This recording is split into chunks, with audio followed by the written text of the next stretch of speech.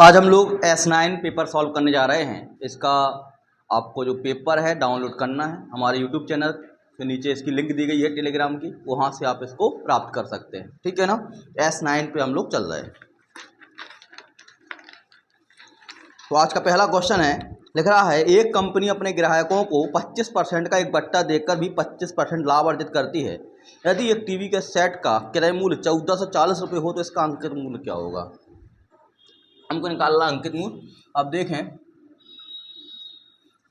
पहला क्वेश्चन लिखा गया तो आप इस तरीके से बनाएंगे, MP होगा, SP होगा और क्या होगा बेटा, CP होगा। ठीक है। एक कंपनी अपने ग्राहकों को 25% का बट्टा देकर भी 25% डिस्काउंट कितने का दे रही है, 25% का। लाभ भी कितना कमा रही है, 25%। प्रॉफिट भी 25% का और डिस्काउंट भी 25% का। और क्रय मूल्य इसने रखा है 1440 रुपये। इसका जो क्रय मूल्य है वो कितना है, 1440 रुपये। ठीक है। तो कह रहा है यदि टीवी सेट का क्रय मूल्य इतना हो तो अंकित मूल्य क्या होगा। हमको क्या निकालना, मार्केट प्राइस निकालना है, MP निकालना। तो आप देखेंगे यहाँ से SP तक आएंगे तो क्या हो जाएगा हमारे पास, 1440 का कितना होगा, 125/100। बात क्लियर हो रही है। अब यहाँ से हमको ऊपर जाना है। ऊपर जाने के लिए हम लोग क्या करेंगे तो आप समझ पाएँ। एक तो जो पता हो रहा है तो 1440 का 125/100, ये तो SP हो गया। जब इसको MP बदलना पड़ेगा तो MP का अंकित मान क्या होता है आपका, 100 से लिया जाता है। तो क्या कर देंगे, 100 इंटू अपॉन 25% डिस्काउंट, तो क्या हो जाएगा, डायरेक्टली 75 कर दो। 25 100 से 100 कट जाएगा, 25 थी 75, 25 पंजे 125। अगर यहाँ से हम लोग काटें 3 से, कितना होगा, 3 चौक 12, 2 3 8 24, 480। 5 का मल्टीप्लाई कर देते हैं, MP बराबर हो जाएगा, कितना आ जाएगा, 480 गुणा 5, 0 5 8 40, 4 5 को 20, 4 2400,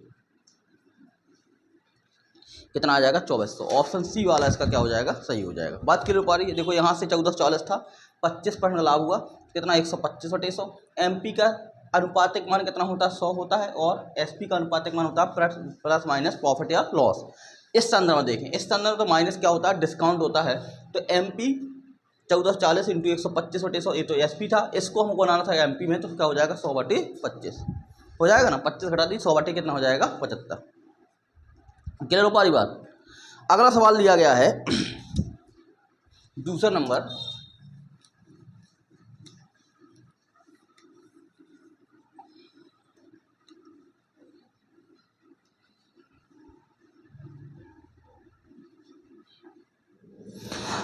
क्वेश्चन है, 1 रुपये के 32 संतरे बेचने पर एक व्यक्ति को 40% की हानि होती है। तो 1 रुपये में कितने संतरे बेचे जाएं कि उसे 20% लाभ होगा। तो एक इंपॉर्टेंट सवाल है। आप अगर समझें, जब CP बराबर होंगे, जब दोनों कंडीशन में CP बराबर हैं तो हम लोग लिखते थे, जब सिर्फ SP लिया जाए तो SP1/100 प्लस माइनस प्रॉफिट या लॉस, और यहाँ क्या होता था, SP2/100 प्लस माइनस प्रॉफिट या लॉस। अगर वस्तुएं भी देने लगे, आप समझिए, अगर वस्तुएं भी देने लगे तो SP1 में कितनी वस्तुएं आती हैं, मान के चलो N1 वस्तुएं आती हैं। SP1 में जो वस्तुएं आएंगी तो यहाँ पे N1 लिख देंगे, SP2 में जो वस्तुएं आएंगी तो यहाँ पे N2 लिख देंगे। बस इसके साथ आपको ये करना। अगर वस्तुएं भी आ जाएं तो आपको फॉर्मूला क्रिएट कर लेना है कि SP1 में इतनी वस्तुएं आती थी, SP2 में इतनी वस्तुएं आती थी। जब वस्तुएं ना दी गई हो, जिसका मतलब एक एक वस्तु था, तो एक N1 बराबर 1 और N2 बराबर भी 1 हो जाएगा। ठीक है ना। जब वस्तुएं दे दी जाए तो N1 और N2 यहाँ पे रख लीजिएगा। अब सवाल कह रहा है 1 रुपये के 32 संतरे बेचने पर, 1 रुपये के 32 संतरे बेचने पर 40% की हानि होती, 40% की हानि होती तो कितना हो जाएगा, यहाँ पे 60 हो जाएगा, है ना। 100 में से 40 जाएगा, कितना बचेगा, 60 बचेगा। तो कह रहा है 1 रुपये में कितने संतरे बेचे जाएं, 1 रुपये में कितने संतरे बेचे जाएं कि वो कह रहा है कि 20% का लाभ हो। तो कितने का लाभ हो, 20% का लाभ हो। तो N2 बेचना है, N2 निकालना। 60 एकम 60 हो जाएगा, 60 दूनी 120, 2 एकम 2 16 32। तो N2 बराबर कितना आ जाएगा, 32 वस्तुएं, मतलब 1 रुपये में 32 संतरे आपको 32, 20% लाभ हो जाएगा। तो कितना हो गया, 60 दूनी 120, 16 आएगा। कितना आएगा, 16 आएगा। कह सकते हैं 1 रुपये में कितना बेचना पड़ेगा, 16 बेचना पड़ेगा। कितना बेचना पड़ेगा? 1 रुपये में 16। बात क्लियर हो पा रही है? तीसरा क्वेश्चन देखिएगा,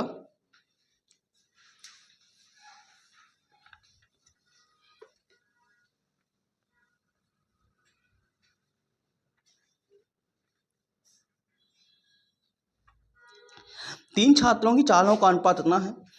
समान दूरी तय करने में इन छात्रों द्वारा लिए गए समय का अनुपात कितना होगा? चालों का अनुपात दिया गया, मतलब v का रेशियो दिया गया, चालों का अनुपात दिया गया 2:3 अनुपात कितना दिया गया? 4। इनकी चालों का जो अनुपात दिया गया है वो 2:3:4 दिया गया। और क्या समान दूरी तय करना, तो चाल और क्या होता है? देखो चाल और क्या होता है? v/d। चाल और दूरी बटे समय v/d/t। अगर आपकी दूरी कांस्टेंट है तो v आपका रेसिप्रोकल हो जाएगा किसके? t के।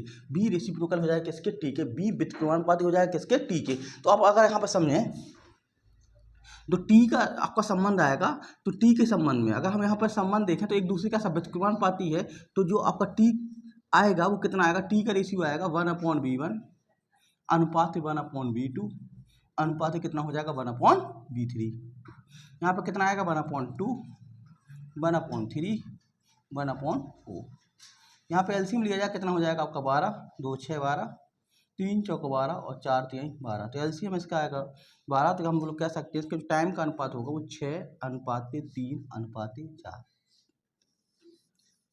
6:4 कितना आ जाएगा? 3 आ जाएगा। 6:4 कितना हो जाएगा? 3। तो ऑप्शन आपका डी वाला आपका क्या हो जाएगा? सही हो जाएगा। ठीक है ना। चौथा नंबर क्वेश्चन देखिएगा, एक पेन को 5% हानि तथा पुस्तक को 15% लाभ पर बेचकर करीब 7 रुपये का लाभ कमाता है। यदि वह कलम को 5% लाभ और पुस्तक को 10% लाभ पर बेचे तो 13 रुपये का लाभ कमाएगा। पुस्तक की वास्तविक कीमत क्या है? मोस्ट इंपोर्टेंट सवाल लगाइए। इस समय इस टाइप के सवाल टीसीएस पूछ रहा है आपसे। अब करना क्या है, देखो लिख रहा है एक पेन को, पेन मतलब हम लिख रहे पेन को 5% हानि पर, तो 5% हानि पर तो हो जाएगा 5% हानि। ठीक है। अब 5% हानि, जब परसेंट की बात करेंगे तो वैसा लिख लो पहले तो -5% हानि पेन को, -5% हानि को। परसेंट माना होता है 1/100, परसेंट माना होता है 1/100। तो आप अगर देखें 5% की हानि पर तथा पुस्तक को 15% लाभ पर, तथा पुस्तक को 15% लाभ पर, तो 15% ऑफ बी लाभ पर बेचकर करीब 7 रुपये का लाभ कमाता। कितने का लाभ कमाता? 7 रुपये का लाभ कमाता। कितने का? 7 रुपये का। ठीक है। अब आप यहाँ देखो परसेंटेज को हटाएंगे, जब यहाँ पे आपको डायरेक्ट करना था एग्जाम में, परसेंटेज को हटाएंगे तो यहाँ हो जाएगा -5/100 पी, और यहाँ हो जाएगा 15/100 बी बराबर 7 रुपये। यहाँ पे डायरेक्ट लिखेंगे 5p + 15b बराबर 700। ये था इसका पूरा मार्जिन।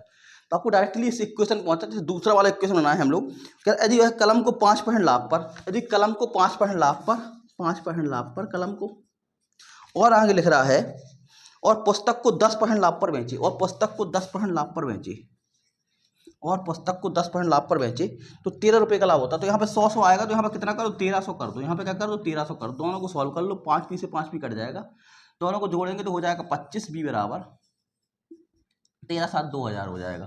कितना हो जाएगा? 2000। 25 8 280। बी की कीमत, जो बुक की कीमत है, जो क्रय मूल्य है, वो कितना हो गया? 80 रुपये हो गया। तो पुस्तक की वास्तविक कीमत क्या होगी? 80 रुपये होगी। बहुत मोस्ट इंपोर्टेंट, इस तरीके से बनाना है। यहाँ पे 7 है तो यहाँ 700 कैसे हुआ? परसेंटेज जो 100 बटे जाएगा। इसी प्रकार से दूसरा वाला भी हम लोगों ने बना लिया। आप ऐसा करेंगे तो आपका पुस्तक की कीमत आराम से निकाल सकते हैं। इसका हो जाएगा ए वाला ऑप्शन। अगला नंबर देखिए 5 नंबर वाला।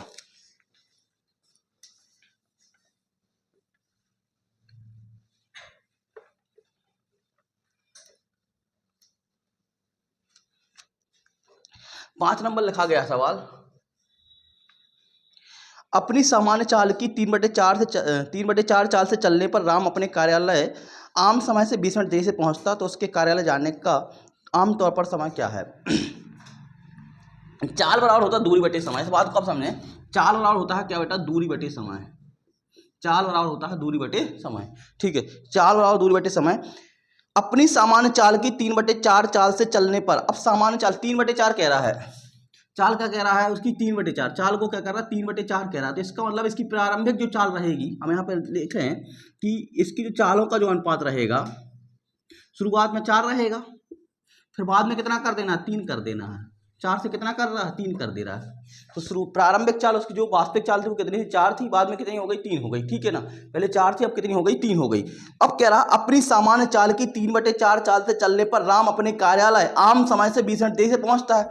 तो कार्यालय की दूरी दोनों स्थितियों में समान रहेगी। तो आपका अगर डी कांस्टेंट है तो समय और चाल का जो रेशियो होगा वो क्या होगा, रेसिप्रोकल हो जाएगा, व्युत्क्रमानुपाती हो जाएगा।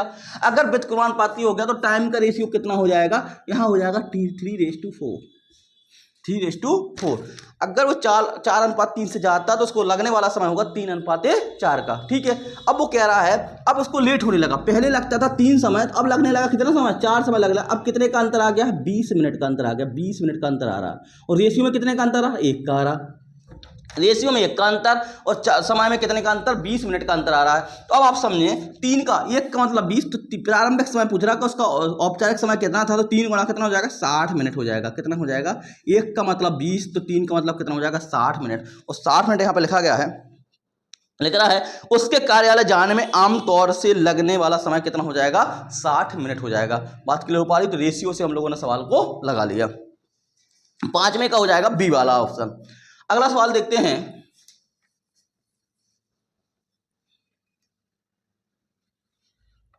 छठवां नंबर।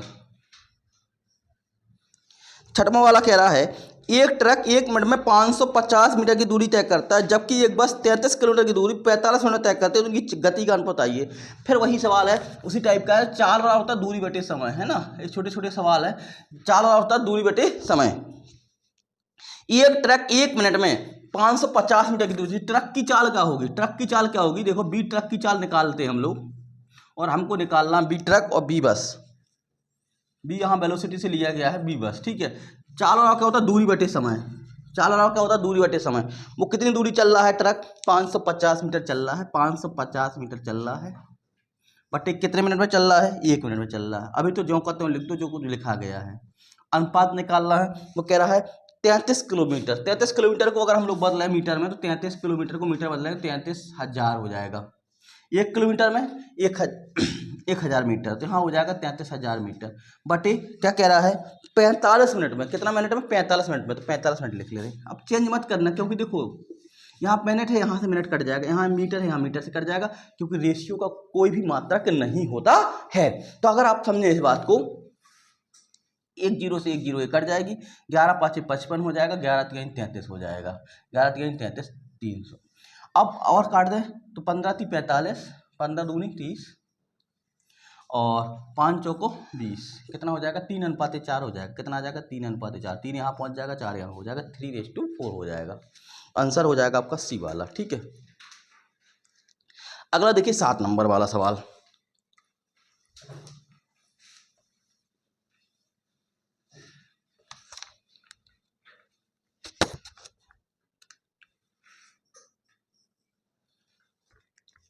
पाइप ए एक टंकी को 4 घंटे भर सकता है और पाइप बी इसी टंकी को 6 घंटे भर सकता है। अगर दोनों पाइपों को बारी बारी से प्रत्येक घंटे के लिए खोला है तो पाइप तो कितने घंटे पूरी भर जाएगी। देखो बात कर रहे हैं हम लोग 7 नंबर की। पाइप ए जो है 4 घंटे में भरता है और पाइप बी जो है वो 6 घंटे में भरता है। पाइप ए 4 घंटे में, पाइप बी 6 घंटे में भर सकता है। अगर दोनों पाइपों को बारी बारी से, पहले तो इसको हम एलसीएम ले रहे हैं, कितना आ जाएगा, टंकी की क्षमता हो जाएगी 12। हाँ, टंकी की क्षमता कितनी हो गई, टोटल क्षमता जो हो गई टंकी की 12 हो गई। पहले वाले की कितनी हो जाएगी क्षमता, 4 3 12, 6 दूनी 12। इसका मतलब क्या हुआ, देखिएगा टंकी ए की क्षमता 3 है। क्षमता मतलब कैसे किया, एकांक समय में किया गया कार्य, मतलब 1 घंटे में कितना भरती है, 3, तो 4 घंटे में कितना भरेगी, 3 चौको 12, कंप्लीट टंकी हो गई। 1 घंटे में कितना भरती, 2, तो 6 घंटे के अंदर 6 दूनी 12, तो इसकी क्षमता कितनी है 1 घंटे में 2 भरने की, इसकी क्षमता कितनी है 3 भरने की। अगर बताइए अल्टरनेट भर रहे हैं, कैसे भर रहे हैं, अल्टरनेट भर रहे हैं, तो पहले ए भरेगा फिर बी भरेगा, तो मतलब 2 घंटे में कितना भरेगा, दोनों 3 2 5, कितना भरेगा, 2 घंटे में कितना भर लेगा 5, 2 घंटे में कितना भर लेगा 5। भाई पहले घंटे 3 भरेगा, दूसरे घंटे, तो एक साइकिल बन जाएगी, 2 घंटे में बनता है 5। अब आपको भरवाना कितना है 12, 5 का भाग दो 12 में, 5 दूनी 10, 5 3 15 ज़्यादा हो जाएगा, 5 दूनी 10, यहाँ 2 दूनी 4, यहाँ कितना हो जाएगा आपका 4, यहाँ कितना हो जाएगा 10। 4 घंटे में 10 तो भर गई साइकिल, तरीके से, है ना, साइक्लिक। अब बच्चा हमारे पास कितना 2। अब कौन भरने आएगा, पहले ए भरता है कि पहले बी भरता है, पहले ए भरता है, पहले ए भरेगा। इसको बच्चा कितना भरने के लिए 2, भरना कितना है, भर कितना सकता, मैक्सिमम कितना भर सकता है, 3 भर सकता है। ये इसका मात्र समझिएगा, बच्चा कितना है 2। अब आप डायरेक्टली लिख सकते थे 2 भरना कितने है, भर क्षमता कितनी है, टोटल क्षमता है 3/3 और ऊपर कितना हो जाएगा 2, तो कितना हो जाएगा 4 सही 2/3, 4 सही 2/3। बात समझ में आ रही, ऐसा क्यों कर पा रहे हैं, इस बात को समझिएगा।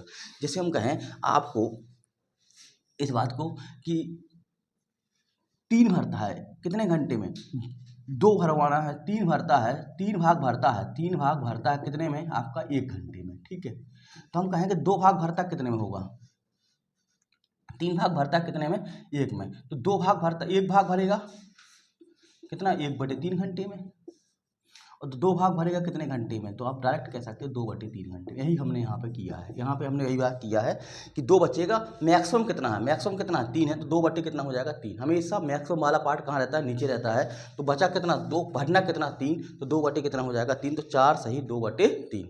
बात क्लियर हो पा रही है। अगला देखिएगा 8 नंबर सवाल।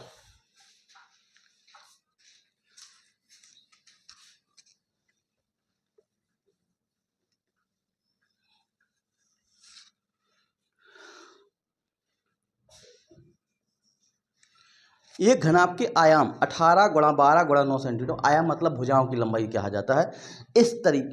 इस घनाभ को पिघलाकर 3 भुजा सेंटीमीटर वाले कितने घन बनाए सकते हैं। तो घनाभ जो है, बड़ा वाला घनाभ, ऐसा घनाभ था, इसको पिघला करके छोटे n घन बनाए गए, हमें ऐसे ऐसे छोटे घन बनाए गए, ऐसा कहना चाह रहा है।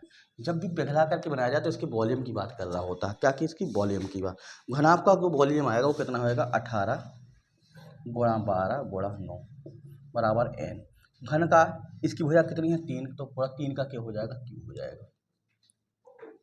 3 के क्यूब की बात करें तो 3 सबसे काट दीजिए, तो यहाँ पे सब कट जाएगा, कितने 3 छंग 18, 3 चौका 12, 3 तिरका 9, यहाँ कितना बचेगा आपका 4 × 12, 12 छंग 72, n बराबर कितना आ जाएगा 72, ठीक है ना। n बराबर कितना हो जाएगा 72। तो कितने छोटे घन बनाए सकते हैं, 72 छोटे घन बनाए जा सकते हैं। अगला देखिएगा,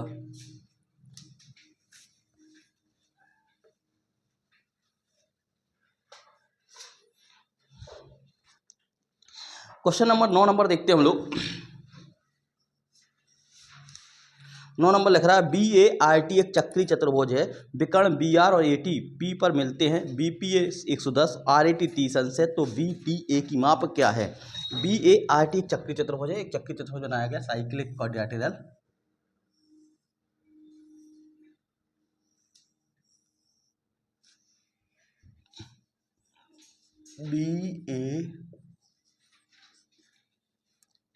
विकर्ण BR और AT, विकर्ण BR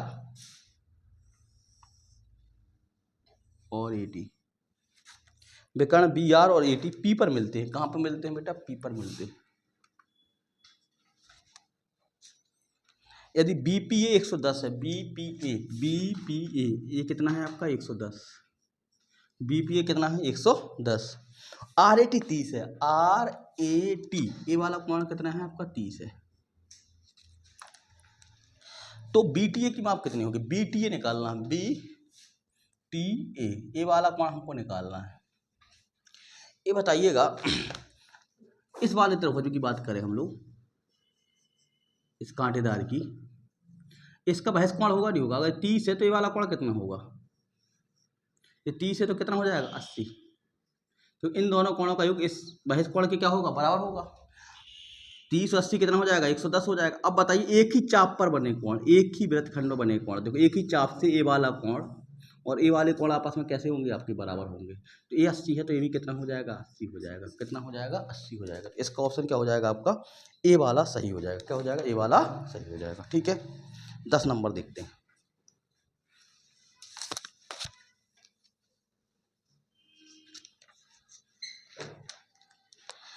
10 नंबर में ये देखना है, 10 नंबर जो लिखा गया है, लिखा है 3 512 प्लस 169 प्लस 216 प्लस 225।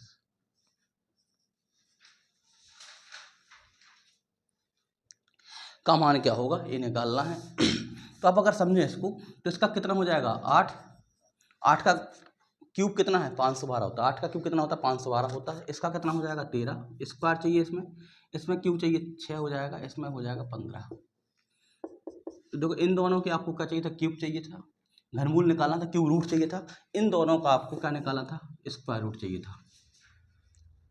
कितना हो जाएगा आपका 5 6 5 11 11 3 11 3 14 14 और 8 22 2 1 3 और 1 4 42 हो जाएगा। कितना हो जाएगा 42। ऑप्शन सी वाला इसका क्या हो जाएगा सही हो जाएगा। अगला देखिए 11 नंबर सवाल।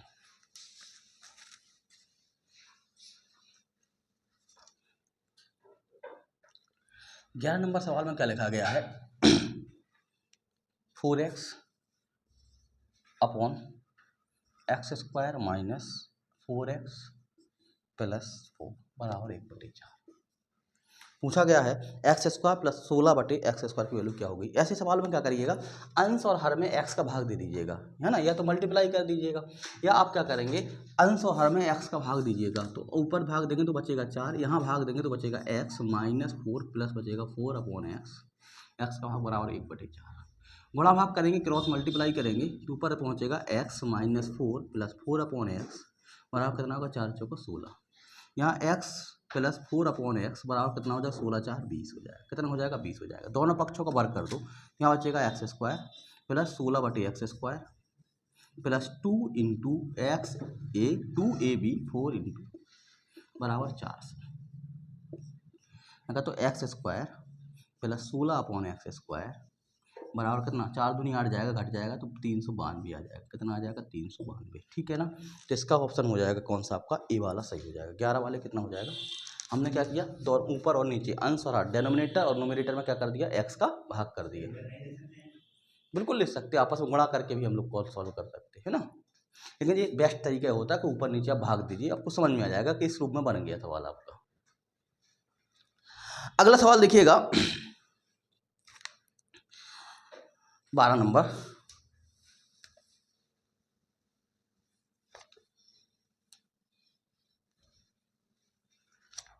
12 नंबर कह रहा है चक्रवृद्धि ब्याज वार्षिक रूप से संयोजित होने पर एक विशिष्ट राशि 10% वार्षिक ब्याज की दर पर 4 वर्षों में 29,282 रुपये की राशि हो जाती है। चक्रवृद्धि ब्याज पर चक्रवृद्धि ब्याज कह रहा है तो ए बराबर होता है चक्रवृद्धि ब्याज में P1 प्लस R/100 पावर कितना होता है T। तो क्या कितना रुपये हो जा रहा है 29,282 29,282 रुपया हो जा रहा है। और कितने वर्षों में P निकालना है तो P1 प्लस R कितना है 10% बटी 100 4 वर्षों में। तो यहाँ पे देखिए हम लोग तो यहाँ कितना हो जाएगा 29,282 बराबर P 10 कम 10 11/10 P इंटू अब 11 की घात 4 दो 11 का क्यों कितना 1331 होता है। 11 की पावर 4 भी आप याद कर लीजिए 11 की पावर 4 आपका 11 की पावर 1 11 की पावर 2 11 की पावर 3 11 की पावर 4 याद रहना चाहिए। अगर नहीं है तो 11 की पावर आप इसको काट सकते हैं। देखो एक बार काटेंगे देखो एक बार काटेंगे तो यहाँ कितना बचेगा हमारे पास 3 बचेगा। ठीक है एक बार काटने में कितनी स्थिति आएगी 11 से तो 11 दूनी कितना आएगा देखो 11 दूनी 22 आएगा 22 7 11 6 66 हो जाएगा 11 दूनी 22 22 के बाद यहाँ हो जाएगा कितना 7 72 11 6 66 हो जाएगा 66 के बाद कितना बचेगा हमारे पास फिर 11 6 66 हो जाएगा 11 दूनी 22 हो जाएगा। फिर 11 से दूसरी बार काटेंगे 4 बार काटना है हमको 11 दूनी 22 4 4 44 11 दूनी 22 एक बार 2 बार कट गया 3 बार काटेंगे तीसरी बार काटेंगे तो कितना बचेगा 11 दूनी 22 11 दूनी 22 और 11 दूनी 22 2 बचेगा।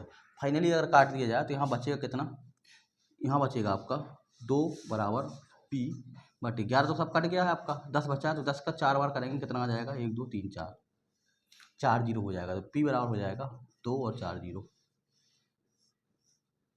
20,000 हो जाएगा। कितना हो जाएगा 20,000 हो जाएगा। तो इसका ऑप्शन क्या हो जाएगा। अब यहाँ पे तो अभी राशि पूछी गई थी 20,000 राशि निकल आई तो समान दर पर समान समय के लिए समान राशि पर साधारण ब्याज क्या होगा। ठीक है 20,000 पर साधारण ब्याज निकाल लो। तो 20,000 पर साधारण ब्याज कैसे निकाल लेंगे हम लोग 20,000 पे साधारण ब्याज क्या निकालना, तो 20,000 पे साधारण ब्याज निकालने की कह रहा है 20,000 मूलधन गुणातर कितना है 10 गुणा 4 बटे कितना हो जाएगा 4 दूनी 8,000 हो जाएगा, कितना हो जाएगा 8,000। बात क्लियर हो पा रही, कितना हो जाएगा 8,000। तो हम आपको एक बात बता दें, आपको क्या क्या याद करना है। 11 की पावर 1 का मतलब कितना होता है 11, 11 की पावर 2 का मतलब कितना होता है 121, 11 की पावर 3 का मतलब कितना होता है 1331। आप कमेंट करके बताना 11 की पावर 4 का मतलब कितना होना है, कमेंट करके जरूर बताइएगा, और इसको याद भी कर लीजिएगा। 21 की पावर 4, 11 की पावर 4, 19 की पावर 4, 3 पावर आपको 4 के रूप में याद करना है। कौन कौन सी याद करना है 11 की पावर 4, 21 की पावर 4 और 19 की पावर 4। चक्रवृद्धि ब्याज में कई बार सवाल ऐसे सिर्फ पूछ चुका है आपसे, है ना। यूपीएसआई भी इस तरीके से 4 की पावर वाला पूछ चुका है। यूपीएसआई में तो सिंप्लीफिकेशन में क्वेश्चन आया था, वहाँ पे 12 की पावर 4 और 13 की पावर भी 4, अगर आप सिंप्लीफिकेशन उसको लगाएंगे तो हम लोगों ने किताब बनाई है उसमें, तो 12 की पावर 4 और 13 की पावर 4 का काफ़ी ज़्यादा यूज किया गया। तो अगर आप देखें क्या क्या हमें किन 4 पावर की याद करना है, 11 की पावर 4, 12 की पावर 4, 13 की पावर 4, 19 की पावर 4 और 21 की पावर 4। इन 5 काम को आप जरूर याद कर लीजिए। 11 की पावर 4 कितना होगा, 12 की पावर 4 कितना होगा, 13 की पावर 4 कितना होगा, 21 की पावर 4 कितना होगा, 19 की पावर 4 कितना होगा। और आपको याद करना और नीचे कमेंट करके बताना कि इतना होता है, ठीक है ना। आगे चलिएगा 13 नंबर सवाल।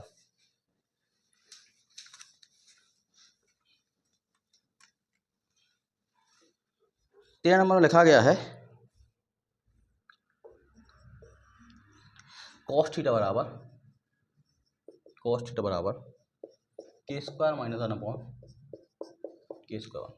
तो cos थीटा जो है तत्काल त्रिभुज आपने बनाया और जो थीटा लिखा वो यहाँ लिख लिया करो। cos थीटा का मतलब होता है आधार बटे कर्ण। भैया इसका जो ट्रिपलेट होता है याद रखिएगा 2k भी होता है, इसका जो ट्रिपलेट बनता है के स्क्वायर माइनस 1, 2k और के स्क्वायर प्लस 1, ट्रिपलेट याद रखिएगा हमेशा, ठीक है ना। बहुत इंपॉर्टेंट है इसका ट्रिपलेट, के स्क्वायर माइनस 1, 2k और के स्क्वायर प्लस 1। तो अब तो आसानी से क्वेश्चन है साइन थीटा क्या होगा, तो साइन थीटा जानते हैं लंब बटे कर्ण होता है। साइन थीटा कितना हो लंब बटे कर्ण 2k बटे कितना हो जाएगा के स्क्वायर प्लस 1। तो आपका आंसर तत्काल आ जाता है। तो इसको ट्रिपलेट याद रखिए। अब कैसे आया, कर्ण का वर्ग शेष दो भुजाओं के वर्गों के योग के बराबर होता है। तो इसका आपको क्या करना है, ट्रिपलेट याद रखना है। के स्क्वायर माइनस 1, 2k और के स्क्वायर प्लस 1 रहेगा यार।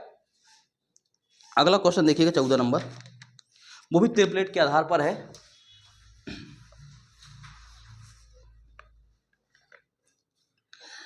चौदह नंबर लिखा गया है टेन थीटा बराबर 7/24। याद रखिए जैसे आप आज थीटा तत्काल ऐसे बना लिया करो, ये 7 है, लंब बटे क्या होता है आधार 24, तो ये कितना हो जाएगा 25। तो 7, 24, 25 का होता है ट्रिपलेट, 7, 24, 25 का होता है ट्रिपलेट होता है। तो पूछा गया है आपसे किसकी वैल्यू पूछी गई है, देखिएगा पूछा गया है tan theta minus sec theta, tan theta minus sec theta upon sine theta बराबर माइनस p/28। तो पूछा गया इसमें p का मान क्या होगा, इसमें p का मान क्या होगा, टेन थीटा की वैल्यू क्या रख देंगे हम लोग 7/24 रख देंगे। सेक थीटा की वैल्यू कितनी हो जाएगी, सेक थीटा क्या होता है कर्ण बटे आधार, साइन थीटा क्या होता है लंब बटे परपेंडिकुलर बटे क्या हो जाएगा 7/25 बराबर हो जाएगा माइनस p/28। 25 में से 7 जाएगा, 24 आधार समान है, 25 में से आधार जाएगा कितना बचेगा, यहाँ पे मिटा दे रहे हैं। 25 में से 7 जाएगा कितना बचेगा आपका 18 माइनस 18/24 और 7/25 को लिख सकते 25/7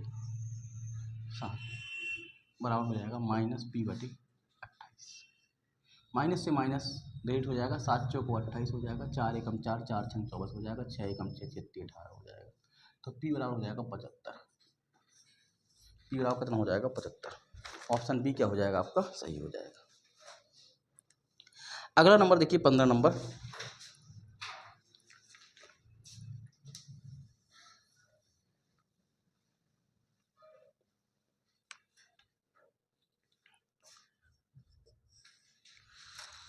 एक संख्या को जब 54 से विभाजित किया जाता है, याद रखिएगा, जब 54 से विभाजित किया जाता है, इस तरीके से बनाएंगे, जब एक संख्या कोई संख्या उसको 54 से विभाजित किया जाता है तो शेषफल कह रहा है, शेषफल 39 प्राप्त होता है। शेषफल कितना प्राप्त होता है? 39 प्राप्त होता है।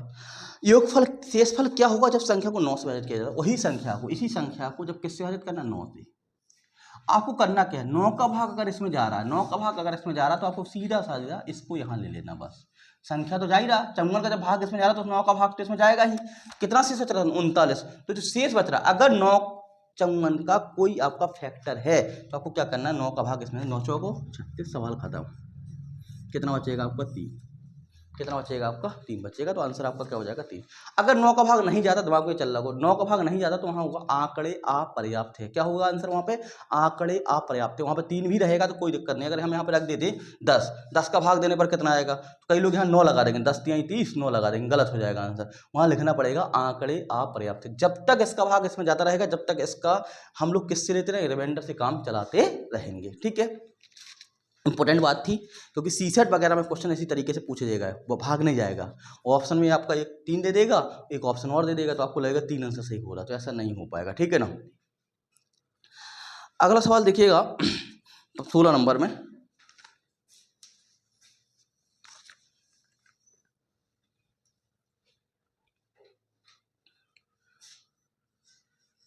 16 नंबर लिख रहा है, एक खिलौने को 11.20 रुपये में बेचा जाता है तो उस पर 20% की हानि होती है।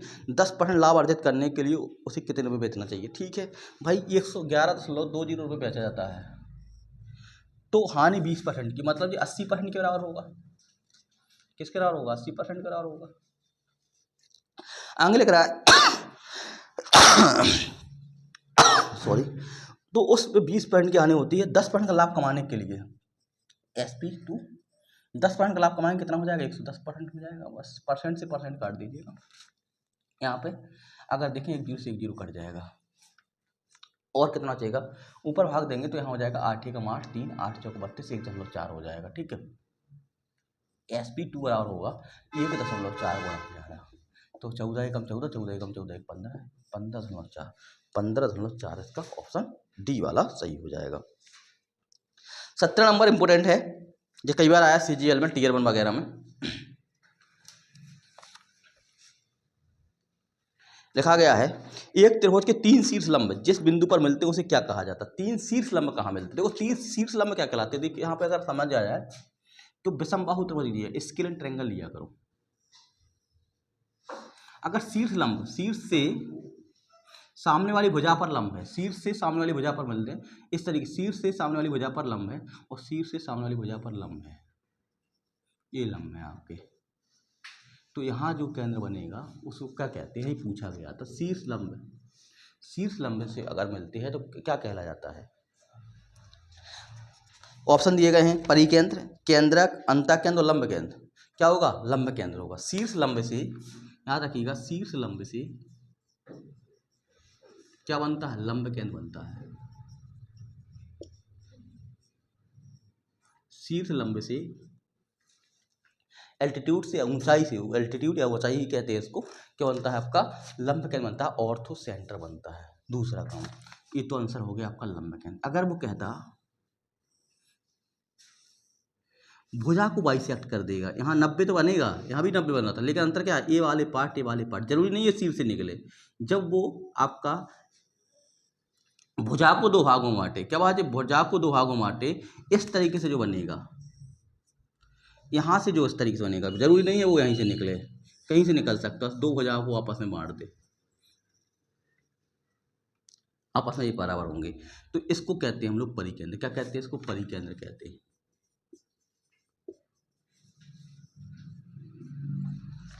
है ना, क्या कहते हैं? परपेंडिकुलर बाइसेक्टर, परपेंडिकुलर बाइसेक्टर, लंब समद्विभाजक, इसको कहते हैं। लंब समद्विभाजक से जो बनता है, ये किससे बनता है? परिकेंद्र किससे बनता है? लंब समद्विभाजक से बनता है। अंतर है भाई, लंब समद्विभाजक से बनता है। किससे बनता है? लंब समद्विभाजक से जो बनता है उसे कहते हैं परिकेंद्र। जो शीर्ष लंब से बनता है उसे कहते हैं लंब केंद्र। अच्छा, अंतःकेंद्र किससे बनता है? अंतःकेंद्र बनता है आपका इंटीरियर बाइसेक्टर से, है ना, कोण, अंतः कोण। तो आप यहाँ कोण देखिए, यहाँ पे हम इस तरीके से थोड़ा सा स्केल बना लें तो सही रहेगा।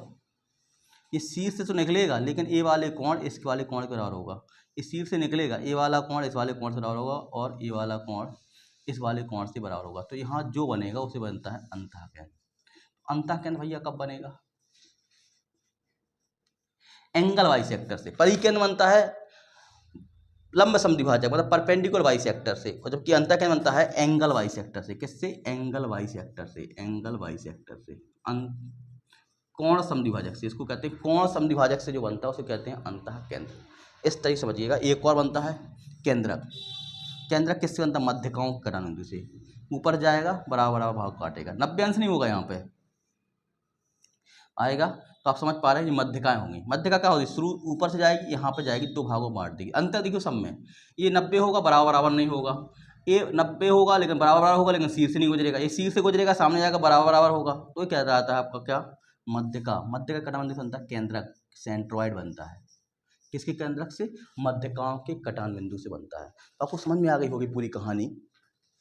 शीर्ष लंबों के कटान बिंदु से लंब केंद्र बनता है, लंब समद्विभाजकों के कटान बिंदु से परिकेंद्र बनता है, और कोण समद्विभाजकों के कटान बिंदु से अंतःकेंद्र बनता है, और मध्यकाओं के कटान बिंदु से केंद्रक बनता है। इंग्लिश वाले समझिएगा।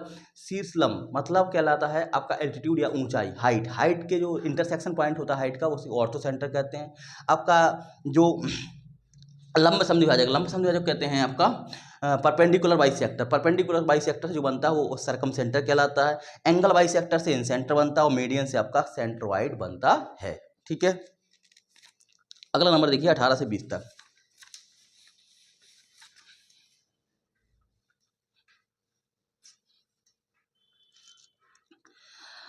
अठारह से 20 तक में एक ग्राफ दिया गया है। दिए गए दिन को 6 AM से 6 PM तक प्रत्येक घंटे में खड़ी की गई गाड़ियों की औसत संख्या कितनी होगी? 6 AM से 6 PM तक, ये बताइए कितनी है? सबको जोड़ देंगे और कितने का भाग देंगे? 13 से। 12 से मत दे देना, 13 से। जितनी संख्याओं को जोड़ रहे हैं 6 AM से 6, तो कितने भाग देंगे? 13 से भाग देंगे, तो आपका बाप क्लियर हो जाएगा। इसका ऑप्शन 18 का आएगा, डी वाला ऑप्शन लगभग में आएगा। 18 का आएगा डी। 12 से मत भाग दे दीजिएगा, वहाँ पर 6 से 6 आपका है, 12 घंटे हो गया। इस तरीके कितनी संख्याएं हैं जितनी संख्या होंगी वहाँ पर 13 संख्याएं जोड़ेंगी। कितनी काउंटिंग करेंगे हम लोग? 13। राशियों का योग बटे राशियों की संख्या, number sum of items upon number of items करते हैं। अच्छा 19 वाला सवाल देखिएगा। ठीक है, 18 का डी हो जाएगा 78। 19, किस समय पार्किंग में खड़ी कई गाड़ियों की संख्या प्रतिशत में सबसे अधिक परिवर्तन होगा? परसेंटेज परिवर्तन कब ज़्यादा होगा? देखो, जब भी अगर कोई भिन्न को, आप समझिएगा बात को, अगर कोई न्यूमरेटर अपॉन डिनोमिनेटर है, अगर आपका ये वहाँ पूरी भिन्न को मैक्सिमम चाहिए, अगर पूरी भिन्न को अगर मैक्सिमम चाहिए, तो डिनोमिनेटर हमारा क्या होना चाहिए? मिनिमम होना चाहिए। बस याद रखिएगा इस बात को। अगर पूरी भिन्न को मैक्सिमम चाहिए तो डिनोमिनेटर क्या होना चाहिए? हमारा मिनिमम होना चाहिए। दूसरा काम, अगर न्यूमरेटर अपॉन डिनोमिनेटर, अगर पूरी भिन्न को हमें मिनिमम चाहिए, क्या चाहिए? मिनिमम चाहिए, तो डिनोमिनेटर को क्या कर देंगे हम लोग? मैक्सिमम कर देंगे। ये नियम होता है। अधिकतम परसेंटेज चाहिए तो आपको ये समझना है, सबसे छोटा डिनोमिनेटर सबसे छोटा किस में है? अब 8 से 10, 9 से 10 में देखेंगे। 9 से 10 में 9 138 से 34 हो रहा है। परसेंटेज तो क्या होगा? कम हो पाएगा ना। 138 से आधार पर लिया जाएगा, कम हो जाएगा। 12 से 1 में देखो, 150 से 12 से 1 में कितना? 35 से 150 है। 35 से कितना है? 150 है। ठीक है, और 8 से 9 में कितना? 8 से 9 में देखो 14 से 138 है। 14 से 138 जबरदस्त यहाँ पर उछाल देंगे, तो सी वाला ऑप्शन हो जाएगा। कौन सा हो जाएगा? सी वाला ऑप्शन हो जाएगा। इस आधार पर आपको देखना था। 20 नंबर लिखा गया, कितने घंटों के लिए पार्किंग में खड़ी की गई गाड़ियों की संख्या दिए गए दिन के औसत से कम है? जब ऊपर वाले में औसत निकालेंगे, कितना आ रहा था? लगभग 78 आ रहा था। वो कह रहा 78 से कम कितनी गाड़ियों में है? तो 78 से कम देख लो कौन में है। 7, 8, 10, 11, 12 और 2, 3 और 5, इस तरीके 5 कितने हो जाएंगे? 8। कितने हो जाएंगे? 8। तो कितने घंटों के लिए पार्किंग में खड़ी की गाड़ियों की संख्या दिए गए औसत से कम है? तो हो जाएगा ऑप्शन 20 का बी, 8 गाड़ियों की। ठीक है ना? तो ये पेपर इस तरीके सॉल्व हुआ हो गया। Thank you so much.